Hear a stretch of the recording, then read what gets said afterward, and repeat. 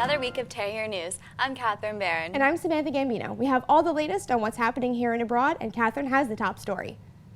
This past week, Donald Trump has hired a new national security advisor that has received praise from both sides of the aisle. He's reviewed and revised the travel ban that so many imposed from the start.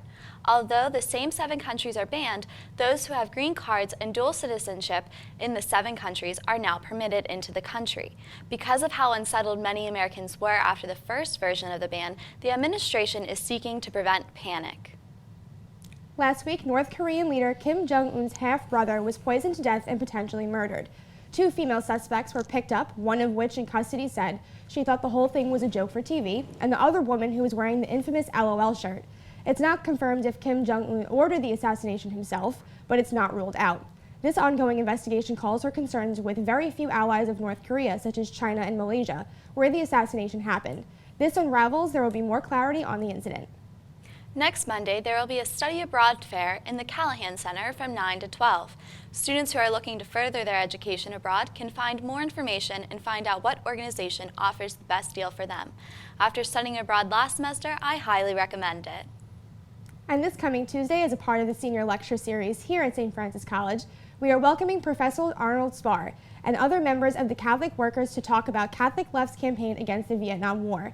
The event takes place in room 4202 starting at 11:10 a.m. Now to Cara Fasaro and Charles Baldy with the latest entertainment news. Thanks, ladies. It seems as though the trend with celebrities is to give their children unique names. Like for instance, we have Northwest and Blue Ivy. Well, we can add Golden Cannon to that trend. That's right, Golden Cannon. On Wednesday morning, Nick Cannon posted a photo on Instagram of him and his baby boy, announcing the birth of Golden Sagan Cannon. I would like to congratulate Nick and new mother Brittany Bell. And for my parents who I hope see this, why couldn't you give me a cool name like Golden or Blue Ivy?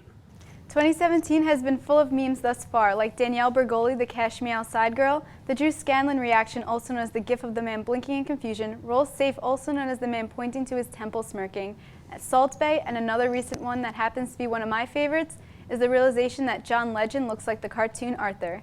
After John Legend's role as Keith in La La Land with his mustard turtleneck, the internet has been in an uproar over this hysterical doppelganger. Chrissy Teigen, John's wife, even started to participate in the fun. She tweeted a picture of Arthur's clenched fist, another popular meme, saying, "John, when you tell him he looks like Arthur." In the response, John tweeted back, "I hadn't even heard of this Arthur character till now. Was he around when I was a kid?"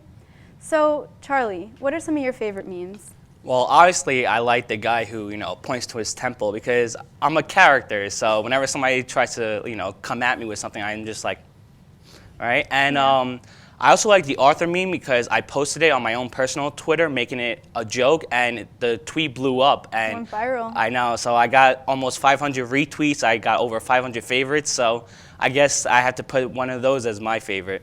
All right, that's all for entertainment. Back to you, ladies.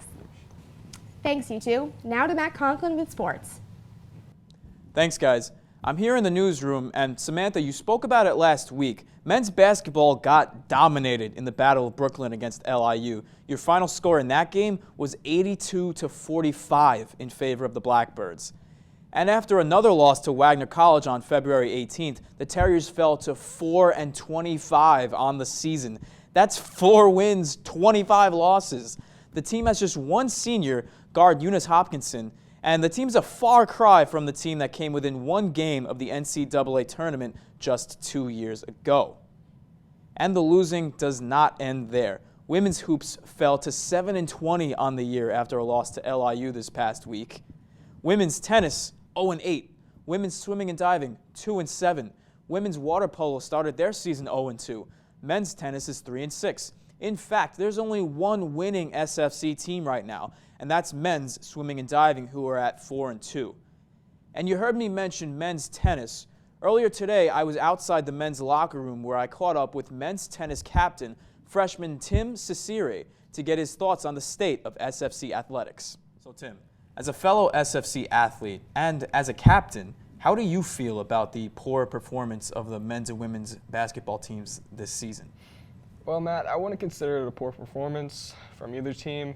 Everyone has their moments. I went to quite a few games this season, and if anything, I would just consider it a learning experience. Okay, all right. And in a general sense, how does a team with a record that's not as good as they would like it to be, obviously, how does that team bounce back? How do they get out of their rut? How do they pick it up? Right, well, it all starts with attitude. Attitude is the biggest component, and it's all about respect, it's all about teamwork, it's all about hard work, and as long as the guys are willing to put the work and effort in, then anything is possible. Okay. And one more thing, guys. This is a cap worn by the SFC Club baseball team, a team that yours truly was a part of, and a team that doesn't exist anymore. We really struck out on that one, too. All right, that's it for sports. Back to you. Thanks, Matt, and thanks for watching this week's Terrier News. I'm Catherine Barron. And I'm Samantha Gambino. See you next week, and good night.